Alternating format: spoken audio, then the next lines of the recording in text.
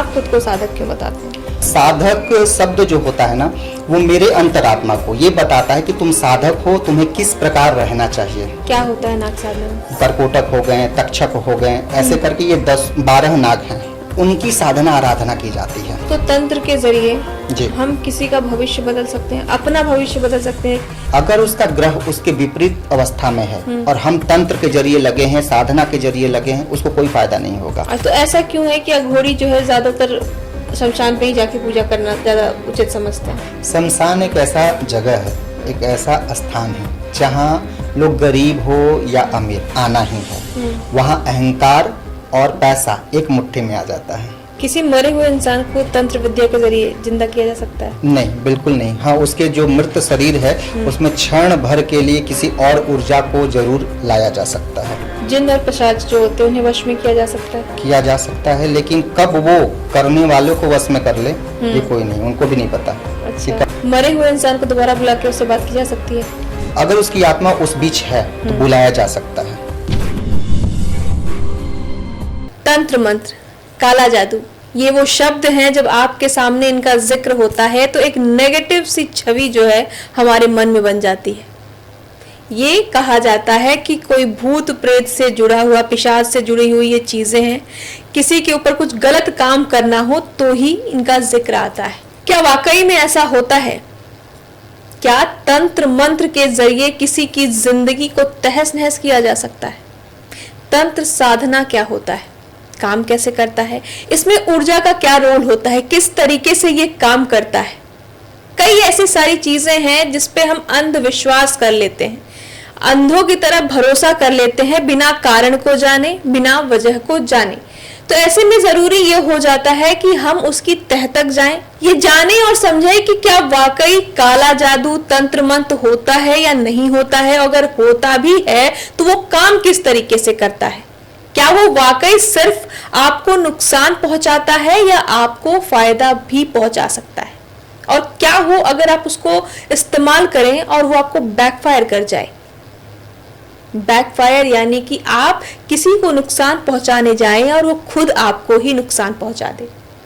इन सारी चीजों से बचने के लिए क्या करना है, आज इन्हीं सारे मुद्दों पर खुलकर बात करेंगे। इसके लिए हमने खास इनवाइट किया है तंत्र साधक पवन पांडे जी को, जो आपको गहनता से बताएंगे कि तंत्र साधना होता क्या है, काम कैसे करता है, और इससे डरने की नहीं बल्कि समझने की जरूरत है। तो अंत तक पॉडकास्ट से जरूर जुड़े रहिएगा, काफी कुछ जानने और समझने को मिलेगा। पवन जी, बहुत बहुत स्वागत है आपका हमारे शो में। धन्यवाद जी। कैसा लग रहा है, यहाँ का वातावरण कैसा है? बहुत ही अच्छा। एनर्जी कैसी है? बहुत अच्छी है, ऊर्जा बहुत ही अच्छी है यहाँ की, और आपसे मिलके तो बहुत खुशी हुई मुझे। बहुत बहुत शुक्रिया। हम बात तंत्र साधना पे कर रहे थे, इसलिए मुझे लगा पहले जान लेना चाहिए कि हम जहाँ बैठे हैं वहाँ की एनर्जी कैसी है। और बिल्कुल ठीक है, बिल्कुल। चलिए, आप तो पवन जी, आप खुद को तंत्र साधक बताते हैं जी। अगर आप देखिए, मैंने और भी कई लोगों को ऐसे देखा है, पर्सनली मिली भी हूँ, तो साधक शब्द जो है नॉर्मली लोग इस्तेमाल नहीं करते हैं। तंत्र साधना जो भी करते हैं, तांत्रिक वांत्रिक जो भी है, अलग अलग शब्दों का इस्तेमाल करना वो ज्यादा मुनासिब समझते हैं। तो आप खुद को तंत्र साधक क्यों बताते हैं? देखिए, तंत्र अलग है और साधना अलग है। अच्छा। समझिए, एक तांत्रिक जो है वो पैसे लेके बुरा काम भी कर सकता है। अच्छा, होता है ऐसा, मैंने देखा है। और एक साधक जो है वो कभी भी बुरा नहीं कर सकता किसी का। साधक साधना में रहता है, वो अच्छा ही करेगा। अच्छा मार्ग ही दिखाएगा और आपके लिए अच्छा ही सोचेगा। लेकिन तांत्रिक उलट भी कर सकते हैं और कुछ भी कर सकते हैं तांत्रिक। इसलिए आज के डेट में तांत्रिक पे लोग कम भरोसा करते हैं। आपने देखा भी होगा, तांत्रिक पे लोग कम भरोसा करते हैं। और साधक शब्द जो होता है ना, वो मेरे अंतरात्मा को ये बताता है कि तुम साधक हो, तुम्हें किस प्रकार रहना चाहिए। क्योंकि हर एक साधक का एक दायरा होता है। साधक है तो दायरा है, हमारा लिमिट है, ठीक है। हमें बाउंड्री लाइन जो है क्रॉस नहीं करनी है एज अ साधक। इसलिए मैं साधक लिखता हूँ कि मुझे पता चले, मेरे आत्मा को पता चले मैं साधक हूँ, मुझे कैसे रहना चाहिए। तो आपने कौन कौन सी साधना की अभी तक? मैंने शुरुआत में शिव साधना किया था, उसके बाद भगवान शंकर की प्रेरणा से फिर मैं योगिनी माताओं की साधना किया, जो आजकल लोग देखते भी हैं, रील में भी आ जाते हैं, इनका भी साधना किया। प्रत्यक्षीकरण किसी में भी नहीं हुआ। आप विश्वास मानिए, लोग बोलते हैं रील में बना देते हैं कि आप इनका साधना करो, उर्वशी का साधना करो, ये अप्सरा वो अप्सरा और आपको सशरीर दिखेंगे, ऐसा कुछ भी नहीं होता। ऊर्जा होता है, महसूस होता है, आभास होता है। दावा पूरी तरीके से गलत है, बिल्कुल बिल्कुल दिखती नहीं है। बिल्कुल नहीं दिखती हैं। ठीक है, स्वप्न के मार्ग से, स्वप्न के रास्ते से वो कभी आपको दिख जाए वो अलग बात है। कभी भी साधना के दौरान कोई भी शरीर के साथ खड़ा नहीं होता। अच्छा। ठीक है, तो मैंने उनका साधना किया। उसके बाद माँ भगवती जगदम्बा का आराधना किया, 10 महाविद्याओं की साधना की। उसके बाद गुप्त रूप से गुप्त नाग साधना किया है मैंने। अच्छा। और ये बहुत ही चमत्कारी साधना होती है। नाग साधना, नाग साधना क्या होता है नाग साधना में? देखिए, नाग साधना नॉर्मली हम लोग जो जानते हैं कि 8 नाग हैं, 9 नाग हैं, लेकिन ये 12 होते हैं। अच्छा। जिस तरीके से महाविद्या 10 होती हैं और उनका 10 का अपना एक महत्व है, उसी तरीके से 12 नाग का भी महत्व है। अच्छा। ठीक है, ये होते हैं जैसे मैं आपको नॉर्मली बताता हूँ कि ये करकोटक हो गए, तक्षक हो गए, ऐसे करके ये 12 नाग हैं। ठीक है, तो उनकी साधना आराधना की जाती है। अच्छा। तो मैंने 10 ये 12 के 12 जो नाग हैं उनको सिद्ध कर रखा है। अच्छा। उनकी साधनाएं की हैं। सिद्धि का अर्थ ये नहीं है कि वो मेरे गुलाम है, मैं जब बोलूँ तब वो आ जाए, ऐसा नहीं। उनका आशीर्वाद है मेरे ऊपर, उनका हाथ है मेरे ऊपर। अच्छा। ठीक है, अब नाग साधना में जैसे नॉर्मल भी हैं मनुष्य, वो भी कर सकते हैं, लेकिन नॉर्मल मनुष्य में ये है कि आपको 1.25 साल ब्रह्मचर्य का पालन करना पड़ेगा। अच्छा। और लहसुन प्याज का त्याग करना पड़ता है नाग 1.25 साधना। हाँ, 1.25 साल। अच्छा। ठीक है, क्योंकि ये विष्णु के साथ भी रहते हैं, भगवान विष्णु के साथ भी रहते हैं और भगवान शंकर के साथ। किसके साथ नहीं है, सबके साथ हैं। भैरव जी के साथ भी हैं। तो प्रचंड रूप से भी चलते हैं, सात्विक रूप से भी चलते हैं नाग। तो इसमें बहुत मर्यादा में रह के ये कार्य करना, बिल्कुल बिल्कुल, और डर बिल्कुल नहीं। ब्रह्मचर्य बिल्कुल होना ही होना चाहिए। ऐसे तो हर साधना में ब्रह्मचर्य होना चाहिए। अच्छा। लेकिन नाग साधना में 1.25 साल का होना चाहिए। साधना में ब्रह्मचर्य का होना क्यों जरूरी है? देखिए, ये ऊर्जा है। हम जब ऊर्जा मंत्र जप कर रहे हैं तो हम अंदर अपने बॉडी के अंदर ऊर्जा ला रहे हैं। अब उसे हम नष्ट कर दें, सहन करने की क्षमता हमारे अंदर होनी चाहिए। हाँ, सहने की, वो गर्मी पैदा करता है। हाँ। ब्रह्मचर्य बहुत अनिवार्य है, उस गर्मी को सहना है हमें। तभी तो हम पकेंगे, तो शरीर उसके पक लिए के तैयार सामने होना आएंगे। चाहिए। बिल्कुल।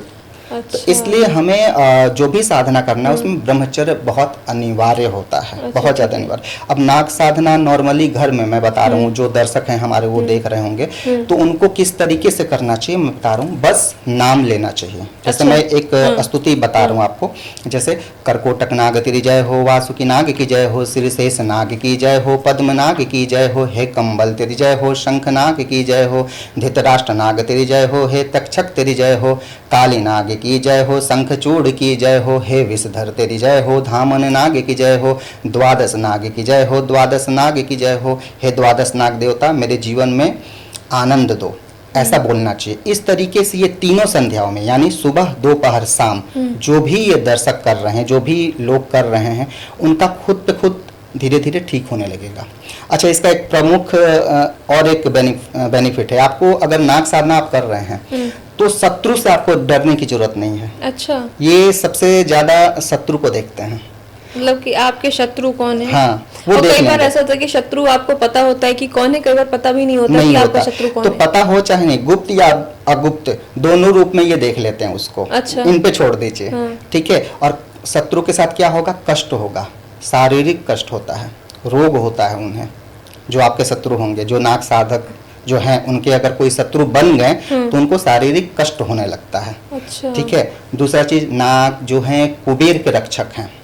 कुबेर यानी जहाँ धन रहता है वहीं नाग रहते हैं। तो जो नागों की पूजा करते हैं वहाँ धन आना ही आना है। अच्छा। एकदम अनिवार्य है कि धन आएगा। आप क्यों नाग साधना करते हैं? मैं नाग साधना इसलिए करता हूँ कि नाग तीसरी आंख भी खोलते हैं। अच्छा। ठीक है, वो देखने का क्षमता देते हैं। नाग की बहुत दूर दृष्टि होती है। तो हमारे पास जो भी क्लाइंट आते हैं, जो भी वो फोटो के माध्यम से दिखाते हैं, तो मैं उसी साधना के बल पे उनका देखकर बताता हूँ। अच्छा, कि क्या चीज़? हाँ, जो भी उपाय है, जो भी करना है, वो नाग साधना के ही बल पे मैं बताता हूँ। अच्छा, आप बेनिफिट बता रहे थे कि अगर नाग साधना, तो और क्या बेनिफिट्स हो सकते हैं? 2 मैंने बता दी। तीसरा ये होता है कि आपको दूर दृष्टि का ज्ञान होता है। आप भी अपने जो 6th सेंस है ना, वो एक्टिवेट होने लगता है। अच्छा, नाग जो कुंडलिनी शक्ति है वो जागृत करने लगता है आपके अंदर। हाँ, अच्छा। आप में एक अजब सा ऊर्जा होगा, आकर्षण होगा नाग साधक के। आप जब भी मिलिएगा नाग साधक से तो उसमें आकर्षण रहता है। अच्छा। उसकी बोलने की कला, उसका हाव भाव सब आपको अट्रैक्ट करेगा। अच्छा। नाग साधना का ये सबसे बड़ा मेरिट है। अच्छा। इसलिए हर कोई को करना चाहिए, लेकिन मंत्रों के साथ नहीं। अगर मैं चाहूँ तो यूट्यूब पे मंत्र भी बताने लगूं, लेकिन मंत्र नहीं बताना है, गुप्त है, वो गुरु से ही मिलता है। तो मैंने स्तुति बताया। ये जो मंत्र अभी इससे पहले आपने पढ़ा हाँ, था, ये 12 नाग का नाम है, ये बिल्कुल ये कर नाम सकते हैं। अच्छा, इस ठीक तरीके से करना है, लेकिन इसका ये है कि तीनों संध्याओं में करना है, सुबह, दोपहर और शाम को। अब चलिए फायदा तो हो गया, लेकिन कई बार ऐसा तो कि अगर आप मंत्र वगैरह कुछ गलत पढ़ दिया या जी। फिर कुछ, उसका नुकसान भी होता है। तो अगर नाग साधना में हम नाग की साधना कर रहे हैं और कुछ इधर उधर हो गया, जानने में नहीं अनजाने में, तो उसके क्या नुकसान होंगे? देखिए, पहले तो मैंने नाग साधना बताया नहीं, मैंने मंत्र नहीं बताया है, मैंने केवल स्तुति बताया। इसका कोई भी नुकसान नहीं है, सबसे पहले बता अनजाने में दूं। अगर कुछ होता है नहीं, तो? कुछ भी इसका कोई नुकसान नहीं। नाम मंत्र का कोई नुकसान नहीं होता। नाम जप जो होता है वो कहीं भी किसी भी हालत में कोई भी कर मतलब सकता इसका है। फायदा है लेकिन फायदा नुकसान नहीं है, इसीलिए तो मैंने बताया आपको। ओके, ठीक है। तो तंत्र के जरिए जी। हम किसी का भविष्य बदल सकते हैं, अपना भविष्य बदल सकते हैं, किसी की लाइफ बदल सकते हैं। इज इट पॉसिबल, या फिर कि लोग सिर्फ ये जो चीजें चलती रहती है कि बस अफवाह ही उड़ा रहे हैं लोग?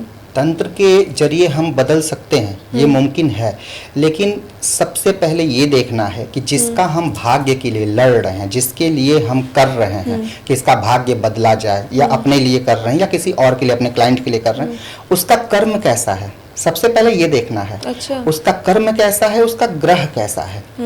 अगर उसका ग्रह उसके विपरीत अवस्था में है और हम तंत्र के जरिए लगे हैं, साधना के जरिए लगे हैं, उसको कोई फायदा नहीं होगा। अच्छा। क्योंकि ग्रह उसका सपोर्ट नहीं कर रहा है। ग्रह कैसे आ रहा है, उसके कर्म के जरिए, उसका कर्म का ही फल है जो ग्रह को देना है।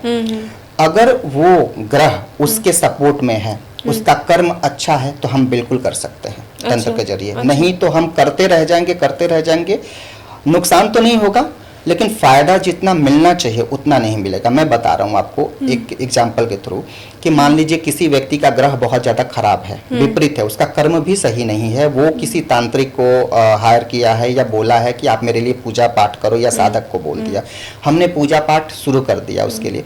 वहाँ क्या होगा, उसको हानि नहीं होगी, उसको जहाँ चोट लगना है सिर में, वहाँ पाँव में एक खरोच लग के रह जाएगा। तंत्र ये कर सकता है, काट नहीं सकता है। अगर उसका कर्म अच्छा है तो बहुत आगे बढ़ेगा। अच्छा। बहुत ज्यादा, और उसके ग्रह सपोर्ट में है तो बहुत ज्यादा आगे बढ़ेगा। इसी तरीके से एक मारन प्रयोग भी होता है, लोग मारन प्रयोग करवाते हैं। हाँ, तांत्रिक लोग बहुत सारा करवाते हैं। तांत्रिक लोगों से कहते हैं कि आप तंत्र हाँ। के जरिए उन पर जो मारन क्रिया कर दीजिए। हाँ। हाँ, वो करते करते थक जाएंगे तांत्रिक। अगर उसका ग्रह बलवान है, उसका कर्म अच्छा है, उस पर कुछ भी नहीं होगा। वो थोड़ा डिस्टर्ब होगा, लेकिन कुछ नहीं होगा तंत्र से, इसलिए डरने की जरूरत नहीं है। इसलिए मैं बार बार मेरे पास मारन क्रिया प्रभावी नहीं होती है, प्रभावी होती है, कष्ट देगा वो, लेकिन वहां से वो निकल जाएगा, उस पे मारन नहीं लगेगा। ठीक है, वो और क्रिया अगर किसी का ग्रह कमजोर है तो लग सकता है मैम, इसलिए कि उसका कर्म ही वहां पे वो मारन क्रिया करवा रहा है। आप समझ रहे हो, उसका जो नियति है वो मारन क्रिया करवा के उसको मारना चाह रही।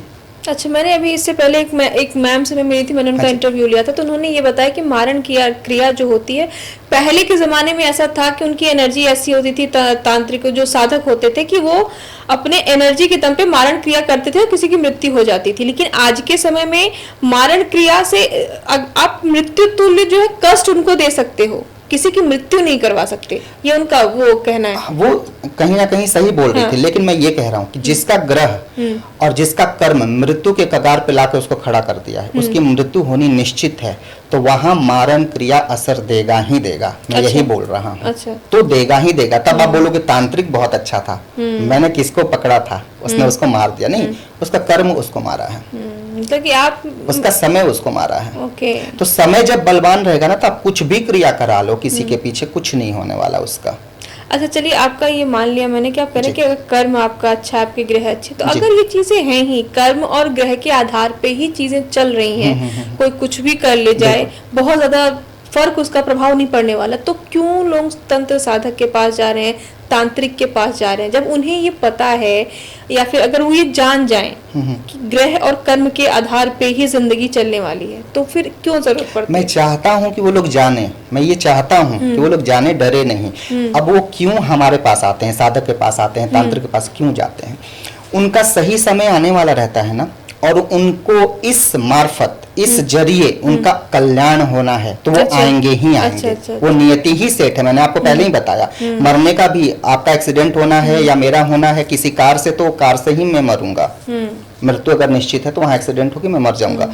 लेकिन वही कह रहा हूँ कि वैसे ही कर्म जो है, अगर वो ला रहा है कि किसी को काला जादू के थ्रू ही जाना है तो वो जाएगा, और किसी का अच्छा होना है उसके थ्रू तो होगा।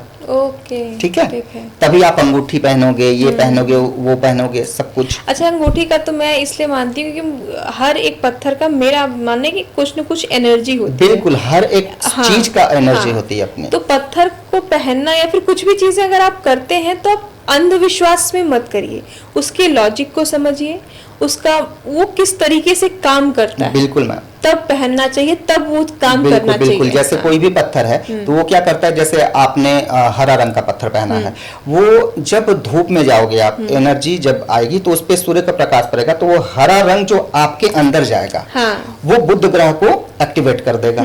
इसका लॉजिक ये है। तो कोई भी बिना लॉजिक का नहीं है। हाँ, मैं वही कह रही हूँ। कई लोग होते हैं कि उसको अंधविश्वास में कुछ भी कह देते हैं, कोई कुछ भी मान लेता है और जस्ट उसका उल्टा हो जाता है, क्योंकि आपकी बॉडी किस चीज को एक्सेप्ट कर रही है, आपकी एनर्जी किस चीज को एक्सेप्ट कर रही है, वो बहुत जरूरी होता है। बिल्कुल बिल्कुल बिल्कुल, अग्री मैम। तो हम अगर तंत्र साधना के जरिए या फिर तंत्र मंत्र के जरिए किसी की हंसती खेलती जिंदगी है जी, उसको भी तबाह कर सकते हैं। मैंने आपको बोला बिल्कुल कर सकते हैं, इसमें गुंजाइश है। नुकसान पहुंचा सकते हैं, थोड़े दिन के लिए, थोड़े समय के लिए कष्ट दे सकते हैं, वापस वो अपने पुनः जिंदगी में आ जाएगा अगर विधाता ने उसका अच्छा लिखा है तो। अच्छा, ठीक है। और ये लेकिन जो कर रहा है उल्टा, उस पे जरूर जाएगा वो चीज, क्योंकि वो तो अपना कर्म लिख रहा है ना। मैंने आपको बोला ना कर्म लिखना, वो लिख रहा है अपना कर्म, तो उसके पास वो तो लिखा रहा है उसका कर्म भगवान के पास, तो उसको कष्ट जरूर मिलेगा। ये मुझसे भी किसी ने कहा था कि आप जब तंत्र साधना के जरिए किसी को नुकसान पहुंचाने की कोशिश करते हैं तो आज नहीं तो कल, जिस दिन आपका ऑरा डाउन होगा वो आपको ही नुकसान पहुंचाएगा, घूम फिर के आपके पास ही आएगा। जब ग्रह नक्षत्र आपके विपरीत चलेंगे तो आपको मुंह के बल आना ही है, निश्चित है। तो ये कई लोग बाजार वगैरह जो है, मार्केट वगैरह जो ऊपर नीचे जाता है, तो उस पर भी वशीकरण का दावा करते हैं कि भाई उनका इस पे कब्जा है, मतलब उन्होंने कुछ तो करा के रखा है। इसमें कितनी सत्यता है? बिल्कुल गलत है, बिल्कुल। तो भाई इनकी मेहनत है, वो मनोरंजन करते हैं। अच्छा। ठीक है, वो मनोरंजन करते हैं। आजकल यूट्यूब पे बहुत सारे रील भी आ रहे हैं मनोरंजन के तौर पे, वो मैं भी देखता हूँ, तो वो मनोरंजन करते हैं और कुछ भी नहीं। आप कह रहे हैं कि मनोरंजन करते हैं, लेकिन आप जब जाइए सोशल मीडिया पे इतने कॉन्फिडेंस से, और जो एटीट्यूड होता है उन लोगों का कि भाई सामने वाला जो भी रील स्क्रॉल कर रहा है, अगर उसकी लाइफ में कुछ भी दिक्कत है तो अभी तुरंत कांटेक्ट करेगा उनसे, इतना कॉन्फिडेंस लेके वो लोग बोलते हैं। तो जो भी लोग आ रहे हैं बोलने, उसमें से अगर मैं आपसे जानना चाहूँ, आपके नजरिए से समझना चाहूँ, कितने लोग हैं जो सच बोल रहे हैं और कितने हैं जो झूठ बोल रहे हैं? देखो मैम, अधिकतर लोग मैंने जिसको भी देखा है यूट्यूब पे, वो गलत दावा करते हैं। अच्छा। चाहे बुरा लगे उन्हें, लेकिन मैं कहूँगा गलत दावा। कोई भी 5 मिनट में वशीकरण नहीं कर सकता, कोई भी 1 मिनट में वशीकरण नहीं कर सकता, 7 दिन में नहीं कर सकता, महीनों महीनों लग जाते हैं। मेरे पास भी लोग आते हैं। वशीकरण से आप क्या समझते हैं? वशीकरण का अर्थ होता है, जैसे कोई पत्नी आई, मेरे पति के ऊपर वशीकरण कर दो, तो पत्नी की ऊर्जा को पति के ऊर्जा पर हावी करना वशीकरण होता है। अच्छा। ऊर्जा को ट्रांसफर करके हावी करना, ये मिनटों का खेल नहीं कि तकिया के नीचे फोटो लेके सो जाओ, ये कर लो वो कर लो, ये सब बकवास है। ठीक है, और ये बस मनोरंजन के तौर पे ही लोग आजकल देख रहे हैं। मुझे भी पता है कि हाँ, दर्शक जो देख रहे हैं वो मनोरंजन कर रहे हैं अपना, ठीक है, टाइम पास कर रहे हैं। ऐसे लोग टाइम पास करवा रहे हैं भले भांति लोगों का, तो ऐसा नहीं होता। ऊर्जा ट्रांसफर होती है महीनों महीने। अगर पति की ऊर्जा बहुत ज्यादा है, ठीक है, हाई लेवल की है, तो उसमें 6 महीना भी लग सकता है वशीकरण में, समय लगता है। होता जरूर है, अगर लगे रहने पे तो हर चीज मुमकिन है, होगा जरूर, क्योंकि ये एक तरीके से लीगल है। पति पत्नी का वशीकरण, भगवान भी चाहेगा कि पति पत्नी एक दूसरे के साथ अच्छे से रहे, तो ये अच्छा चीज होता है मिलवाना, लेकिन ये जो है समय लगता है। पर वशीकरण तो मुझे लगता है कि पति पत्नी तो कभी एक दूसरे पे नहीं कर पाते होंगे। वशीकरण का जो प्रोसेस है वो कभी किसी और पे करवा लिया, कभी किसी और पे करवा लिया, वो बहुत रेयर केस में है। ठीक है ना, उसकी ऊर्जा बहुत हाई लेवल की हुई तो कुछ भी नहीं होगा उसको। ये सब ऊर्जा का खेल है। समय लगता है, कुल मिला के समय किसी पे भी होगा, लेकिन समय लगेगा। अगर उसकी ऊर्जा तगड़ी हुई, ऑरा मजबूत हुआ, तो कुछ भी नहीं हो सकता उसको। और जिस दिन ऑरा डाउन हुआ, कर सकते हैं बिल्कुल। वो सही समय, तभी तो फोटो से, कुंडली से सही समय, जो एक्चुअल देखने वाला होगा ना, जो फ्रॉड नहीं होगा, वो ये सब नहीं बताएगा। वो बोलेगा कुंडली दो, सारा कुछ देखूंगा, फोटो दो, सब कुछ देखूंगा, तब बताऊंगा। वो देख लेता है कि हाँ ये व्यक्ति का अभी कैसा ग्रह चल रहा है, ठीक है, पीछे का करना क्या है, तब उसके हिसाब से वो काम लेता है। आप क्या देखते हैं? मैं ऐसे ही करता हूँ। अच्छा। मैं सबसे पहले फोटो देखता हूँ। अच्छा। फोटो से मुझे पहले की बातें पता चलने लगती है, ठीक है, भगवान नाग देवता की कृपा से पता चलने लगती है। तब मैं वो केस को लेता हूँ कि इस पे किया भी जा सकता है कि नहीं। बहुत ऐसे केस मेरे पास आते हैं जो मैं छोड़ देता हूँ, बोलता हूँ नहीं, इसमें समय नहीं दूंगा, ठीक है। तो ये जो मारण क्रिया वगैरह वाली चीजें, इसके भी क्लाइंट्स आते हैं आपके पास? मारन के आते हैं। अब बाजार है, मार्केट है, खुला हुआ है, लोग आएंगे ही, ठीक है। मैं भी दरबार चलाता हूँ तो आएंगे ही, लेकिन इसका मैं काम लेता नहीं हूँ, क्योंकि इसका जो डिमेरिट है वो आपको भी पता है, मुझे भी पता है। किसी को मारना ये हमारा हक नहीं है, हमारा काम नहीं है मारना। जो कर्म जैसा करेगा उस हिसाब से ही वो जाएगा। तो सपोज कि किसी के ऊपर नेगेटिव एनर्जी है और या फिर उसके ऊपर कोई तंत्र क्रिया की गई है, तो एक आम आदमी कैसे समझेगा, ये कैसे जानेगा कि भाई इसकी जो है एनर्जी है, इसके ऊपर कुछ नेगेटिव है? बहुत आसान है। वो उसका माइंड जो है ना, उसके कंट्रोल में नहीं रहेगा। पहला और अंतिम लक्षण बता रहा हूं मैं, एकदम आराम से आप समझ सकते हो। वो बोलना कुछ और चाह रहा है, हरकत कुछ और करेगा। अच्छा। हाँ, वो ऐसा चाह नहीं रहा है, वो बोलेगा भी मैं ऐसा चाह नहीं रहा था, पता नहीं कैसे कर दिया मैंने, बाद में सॉरी भी बोलेगा। वो कंट्रोल से बाहर है, एकदम 100% उस पर क्रिया की गई है। तो सही कैसे करें? उसको सही करने का फिर तरीका है। उस पे कौन सी क्रिया की गई है, किस जरिए की गई है, वैसा ही उसका उलट भी होता है। अच्छा। तंत्र में ऐसा नहीं कि हम एक ही चीज नींबू वार के वहां फेंक दें, ये फेंक दे, वो फेंक दे, ऐसा नहीं होता है। उसमें समझना पड़ता है कि उस जातक पे क्रिया किस चीज की हुई है, उसका कौन सा ग्रह कमजोर था कि वो क्रिया हो गई उस पर, ठीक है ना, उसके कर्मा कैसे थे, वो सब देखना पड़ता है, तब उस हिसाब से हम चलते हैं। ठीक है, ठीक है, ठीक। अघोड़ियों के बारे में कहा जाता है, अच्छा मैं भी पहले जब बचपन में थी तो अघोड़ी वगैरह वो जो वेशभूषा उनकी बताई गई थी, देख के मन में डर आ जाता था, खौफ आ जाता था। तो उनको लेके आज भी कई लोग हैं कि डरते हैं कि भाई इनसे दूर रहना। और ये भी कहा जाता है कि उनकी जो पूजा होती है, जो भी साधना होती है, वो शमशान घाट में वो करते हैं। बिल्कुल। तो ऐसा क्यों है कि अघोड़ी जो है ज्यादातर शमशान पे ही जाके पूजा करना ज्यादा उचित समझते हैं? शमशान एक ऐसा जगह है, एक ऐसा स्थान है जहाँ लोग गरीब हो या अमीर आना ही है। वहाँ अहंकार और पैसा एक मुट्ठी में आ जाता है, भस्म हो जाता है सारा। तो अघोरी ये मानते हैं कि वहाँ करना उनके लिए सार्थक होगा, क्योंकि वो शिव और सौ में कोई भेद नहीं लगाते हैं। अघोरी। अच्छा। और अघोरी का जहाँ तक आप बता रहे हैं कि डरावना होते हैं, वो बाहर से डरावना लेकिन अंदर से बहुत ही ज्ञानी होते हैं, परम ज्ञानी। अच्छा। अघोरी तो अघोरी साक्षात शिव के गण होते हैं। मेरे नजरिए से वो कहा जाता है कि वो तो शिव को बहुत प्रिय होते हैं, हमेशा से उनके साथ ही।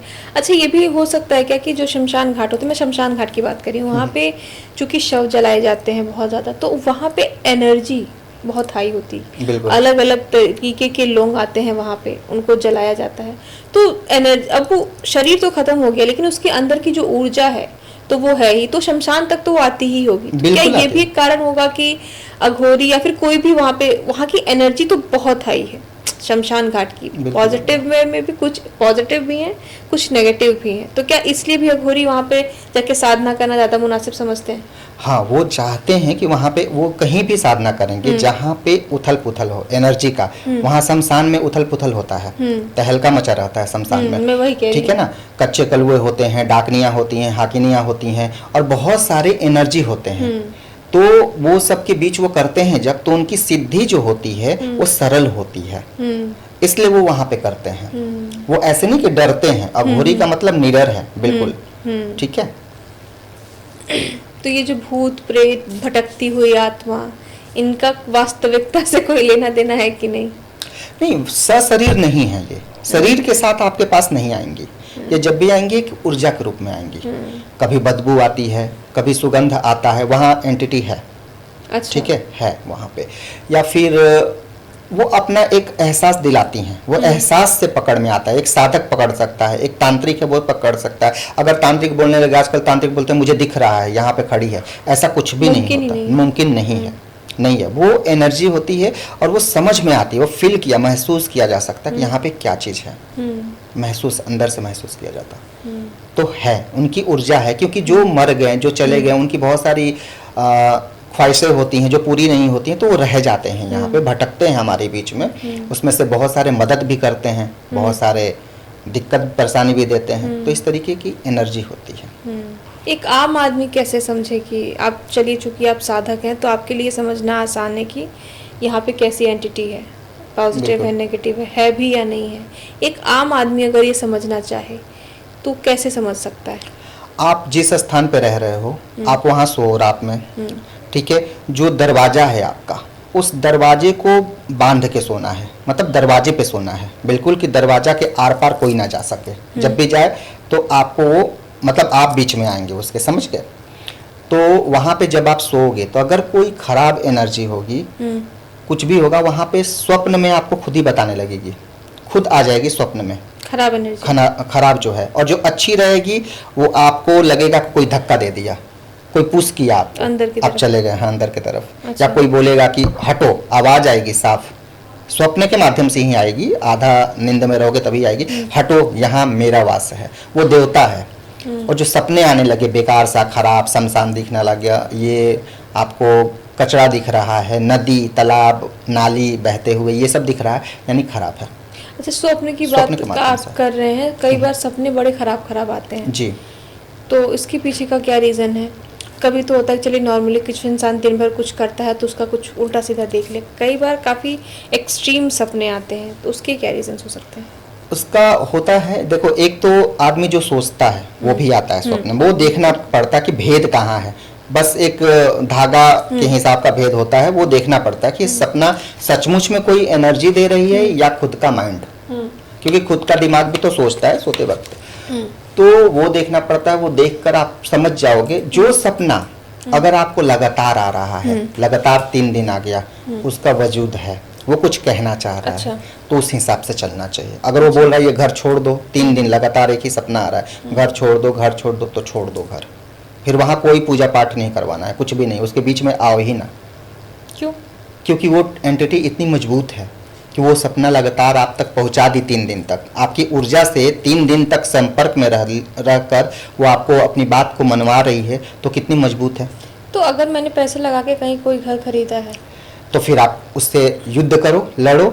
युद्ध में दोनों तरफ का नुकसान होता है, आपको भी पता है। जब आप किसी से लड़िएगा तो दोनों तरफ से होता है, केस भी होता है, तो पैसे दोनों तरफ से जाते हैं ना। इससे अच्छा कि छोड़ दो। तो फिर तो काफी बड़े स्केल पे नुकसान हो गया ना, अपने 50-60 लाख रुपए लगा के अगर कोई घर, अगर उस हिसाब से घर है जो छोड़ने लायक नहीं है, तो फिर वहाँ पे क्रिया की जाती है, उसको मनाया जा सकता है, उसको भगाया नहीं जा सकता है। अच्छा। कोई भी एनर्जी हो अगर घर में वास कर रही है तो उसको भगाया नहीं जा सकता कि भागो यहाँ से, ऐसा कोई पूजा नहीं बना हो जो को भगा दे। अच्छा। कोई भी नहीं, अगर वो अच्छी एनर्जी पहले से उसका घर था, हाँ पहले से घर था, और अगर एनर्जी अच्छी है, अपने सत्य पे है, तो नहीं जाएगी। उसे मना कर भेजना है, मना कर भेजना है कि आप यहाँ से चले जाओ, रिक्वेस्ट करना है, ये नहीं कि जाओ, ऑर्डर देना है। ऑर्डर देने पे वो कभी नहीं जाएगी, वो नुकसान करके जाएगी फिर। और जब नुकसान हो ही गया एक, तो फिर क्या फ़ायदा उसमें। इस तरीके से तो प्योर मैजिक की बात करें, शुद्ध तंत्र की बात करें और ब्लैक मैजिक की बात करें, क्योंकि उसका नाम ही काला जादू है, तो वो नेगेटिव वे में ही होता है, तो इसमें सबसे ज़्यादा डिफरेंस क्या आता है? तो काला जादू से आप किसी का भी हित नहीं कर सकते। जब भी करोगे तो अहित करोगे, जब भी करोगे उसको डराओगे। काला जादू एक भ्रम पैदा करता है जो कि सत्य नहीं है, और लोग जो हैं उस भ्रम में फंसते जाते हैं, फिर वो धीरे धीरे मेंटल रूप से सक्रिय नहीं रहते। तो ये काला जादू है। और जो तंत्र है असली शुद्ध तंत्र, वो केवल और केवल फायदे की बात करेगा, दूसरे का किसी कैसे कल्याण किया जाए। तंत्र शंकर जी ने पार्वती जी को सिखाया था, बताया था, वो है। तो उन्होंने बहुत सारे किलित कर दिए हैं। तो इसीलिए आज के डेट में लोग बोलते हैं कि मैंने ये किया, ये फलीभूत नहीं हुआ। क्यों नहीं हुआ भाई? वो किलित है, उसका कीलन खोलना आना चाहिए। तो आज के डेट में बहुतों के पास वो चीज़ नहीं है, बस वो सीधे करने लगते हैं, तो फलीभूत नहीं होता। आपके पास कभी कोई ऐसा क्लाइंट आया जिसके पास मतलब मेडिकल साइंस ने पूरी तरीके से हाथ खड़े कर दिए हों जिसके लिए, लेकिन फिर आपने तंत्र साधना के जरिए उसे कुछ फायदा पहुंचाया? बिल्कुल, मैं ये नहीं बोलूँगा तंत्र साधना के जरिए, केवल बात के जरिए आपको आश्चर्य अच्छा। होगा, केवल बात करके। ये बिल्कुल सत्य घटना है। जब मेरे पास वो आए हुए थे, वो दिल्ली में आए हुए थे, एम्स में उनको बोल दिया था कि उनको कैंसर रोग है। ये मैंने अपने फेसबुक चैनल पे भी डाला है। अच्छा। एम्स में बोल दिया था कि कैंसर रोग है उनको। वो मेरे पास आए, बैठे, टीचर थे, सरकारी नौकरी उनकी थी, गवर्नमेंट। तो जब वो बैठे तो मुझे एहसास हो गया कि इनके पास कुछ चीज़ें हैं। ठीक है, मेरा गुज़बम होने लगा, मुझे एहसास हो गया। मैंने उनको बैठाया, मैंने बोला जो चीज़ है इनके शरीर पे वो आए। उनके ऊपर ब्रह्म था, वो ब्राह्मण थे, वो ब्रह्म था, वो तुरंत आ गया उनके ऊपर और आकर बोलने लगा कि ये लोग मुझे पूजा नहीं देते और ये लोग कुछ भी नहीं करते मेरे लिए, कुछ नहीं करते मेरे लिए, सोचते भी नहीं है, ना मुझे कपड़ा देते हैं, ना मुझे खड़ाऊँ देते हैं, तो मैं इन्हें कैसे छोड़ दूँ। तो मैंने बोला कि इसका मार्ग क्या है। मैंने वहाँ मनाया, मैंने बोला इसका मार्ग क्या है। उन्होंने बोला मुझे सारी चीज़ें दिलवाओ, इनसे वादा करवाओ कि ये मेरा पूजा करेंगे और कभी भी होली हो, दीपावली हो, मुझे वस्त्र देंगे, खड़ाऊँ देंगे। मैंने वो सारी चीज़ें वहाँ पे नाक रगड़वा के उनकी वाइफ से मनवाया। उसके बाद वो अगले दिन मैंने उनको विधि बताया, पीपल के पेड़ में कुछ कुछ तरीका बताया करने के लिए, वो सब दान वो लोग किए। अगले दिन जब वो जाते हैं इसी एम्स में, उनका रिपोर्ट बिल्कुल क्लियर था। ये तो मुझे भी आश्चर्य हुआ था ये देखकर। अच्छा। वो आज भी मेरे संपर्क में है, तो मुझे भी आश्चर्य, सचमुच में मुझे बहुत ज़्यादा आश्चर्य हुआ था कि ये कैसे हो सकता है ये, लेकिन ये मेडिकल मुमकिन साइंस था। की बात हो। उस समय हम लोग बात करने लगे कि डॉक्टर ने कुछ गलत रिपोर्ट बना दिया ये, क्योंकि अब समाज है, हर तरह का बात करते हैं, लेकिन मुझे पता था कि वो ब्रह्म थे। अच्छा। और उनके घर वाले को भी पता था कि वो ब्रह्म थे। वो हटे, वो उन्होंने क्लियर किया तो वो चीज़ खत्म हुआ। क्योंकि जो निगेटिव चीज़ें होती हैं ना, वो रोग भी देती हैं, और जब अगर रोग हो जाए, क्लियर हो जाए, तो उसे हटाना संभव नहीं होता। ठीक है, तो इसलिए पहले से ही हम उस पर काम करें। सर कुछ सवाल अब मैं आपसे करूंगी, उसका फटाफट में आप जवाब दीजिएगा, एक शब्दों में, एक लाइन में, कि तंत्र विद्या विज्ञान या अंधविश्वास? परम विज्ञान। परम विज्ञान। और सबसे खतरनाक साधना कौन सी है? अघोर साधना और नाग साधना। अच्छा। ये दोनों खतरनाक है। और वशीकरण, सच या झूठ? वशीकरण ऊर्जा में सच है, लेकिन करने वाले 98% झूठे हैं। अच्छा। अघोरी डरावने या ज्ञानी? बाहर से डरावने हैं, अंदर से ज्ञानी, परम ज्ञानी। अच्छा। तो कलयुग में भगवान या फिर सिद्धियां सच में मिलती हैं? मिल सकती हैं, अगर आपका जो उद्देश्य है वो सही हो, बिल्कुल मिल सकती हैं। काला जादू का सबसे अचूक तोड़ क्या है? बजरंग बाण। अच्छा, ये हनुमान चालीसा के साथ जो बजरंग बाण एक आता है, बजरंग बाण। ओके। निश्चय प्रेम प्रतीत है बजरंग बाण को। इंटरनेट के रील वाले बाबा असली या नकली? मैंने आपको पहले भी बोला था, मनोरंजन और मनोरंजन, केवल सिर्फ मनोरंजन। तो पैसे देकर किसी को तंत्र के जरिए मारा जा सकता है? हाँ, देने वाले देते हैं, कर्म करते हैं ऐसा, लेकिन ऐसा मुमकिन नहीं है। अच्छा। होता नहीं है, क्योंकि उसका ग्रह उसका साथ अगर दे तो ऐसा नहीं होता। अच्छा। नींबू मिर्च और सिंदूर चौराहे पर काटना, सच या अंधविश्वास? नहीं, सच है, नेगेटिविटी को बाहर निकालना। अच्छा। जिन्न और पिशाच जो होते हैं उन्हें वश में किया जा सकता है? किया जा सकता है, लेकिन कब वो करने वालों को वश में कर ले ये कोई नहीं, उनको भी नहीं पता। अच्छा। कि कब वो उनको वश में कर लेंगे। ओके। तंत्र के जरिए कोई अमीर गरीब हो सकता है, गरीब अमीर हो सकता है? हो सकता है, अगर उसका कर्मा उसका इजाजत देता है, उसका जो ग्रह है वो इजाजत देते हैं तो हो सकता है। उस समय तंत्र जो किया हुआ है वो लह जाता है। अच्छा। कार्य कर जाता है। अच्छा। मरे हुए इंसान को दोबारा बुला के उससे बात की जा सकती है? अगर उसकी आत्मा उस बीच है तो बुलाया जा सकता है, लेकिन कुछ समय के लिए, कुछ अच्छा। सेकंड के लिए। अच्छा। सट्टा, लॉटरी या फिर जुए जो हैं, इनके नंबर को तंत्र या ज्योतिष के जरिए जाना जा सकता है? जाना जा सकता है। निम्न कोटि की साधना है ये, बाद में इसका जो फल है वो अच्छा नहीं मिलता। अच्छा। किसी मरे हुए इंसान को तंत्र विद्या के जरिए जिंदा किया जा सकता है? नहीं, बिल्कुल नहीं। हाँ, उसके जो मृत शरीर है उसमें क्षण भर के लिए किसी और ऊर्जा को जरूर लाया जा सकता है। अच्छा। ये मुझे थोड़ा सा विस्तार से बताइए।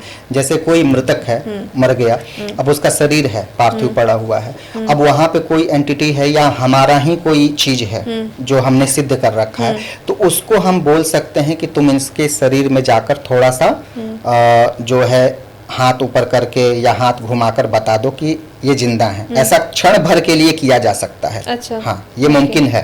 क्योंकि मृतक का शरीर खाली है, आत्मा के बिना है, तो उसमें आत्मा प्रवेश कराया जा सकता है। अच्छा, ये नई चीज हाँ, बताई ये आपने। है, ये है, ये तंत्र में है। किसी की तस्वीर को देखकर उस पर तंत्र या प्रयोग या फिर वशीकरण कर सकते हैं? हाँ बिल्कुल, छाया स्वरूप होता है तस्वीर, तस्वीर देखकर बहुत सारी चीजें पता चल जाती है, उस पर तंत्र किया जा सकता है तस्वीर पे। अच्छा, तो और तंत्र साधना की सबसे बड़ी परीक्षा? ये है आपका वैराग्य, जैसे वैराग्य या फिर ब्रह्मचर्य और निडरता, अच्छा, ये तीनों चीज।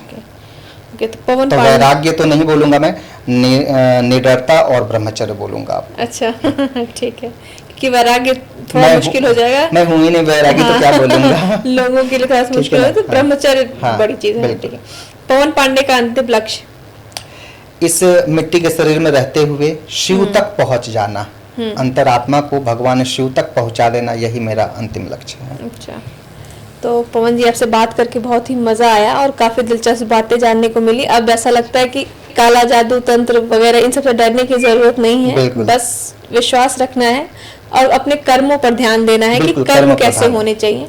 तो थैंक यू सो मच हमारे साथ जुड़ने के लिए, आपसे बात करके बहुत ही मजा आया। आपको कैसा लगा? बहुत ही अच्छा, आपसे मिलकर बहुत, मैंने पहले ही बताया, तो ठीक है, बात करने के बाद बहुत अच्छा लगा, और ऐसे ही हम मिलते रहें आगे भी। बिल्कुल, मैं उम्मीद करूंगी कि आप मैं फिर से आऊं, आएंगे। ये मैं चाहूंगा। बिल्कुल, मैं बुलाऊंगी भी आपको कि आप आए हमारे शो में दोबारा। धन्यवाद। Thank you so much. धन्यवाद। तो दोस्तों, मैं उम्मीद करती हूँ कि आपको ये पॉडकास्ट अच्छा लगा होगा। ये ब्लैक मैजिक, तंत्र साधना, ये सारी चीजें जो होती हैं, जिसको लेके एक हाइप बनाया गया है कि गलत तरीके से उसको रिप्रेजेंट किया गया है, गलत तरीके से ये चीजें काम करती हैं। उम्मीद करती हूँ कि आपने ये जब पूरा पॉडकास्ट देखा होगा कि आपको समझ में आया होगा कि तंत्र साधना एग्जैक्टली होता क्या है, किस तरीके से काम करता है। अब इससे आपको डरने की जरूरत नहीं है। फिर किसी और मेहमान के साथ आपसे रूबरू होंगे, तब तक के लिए शुक्रिया।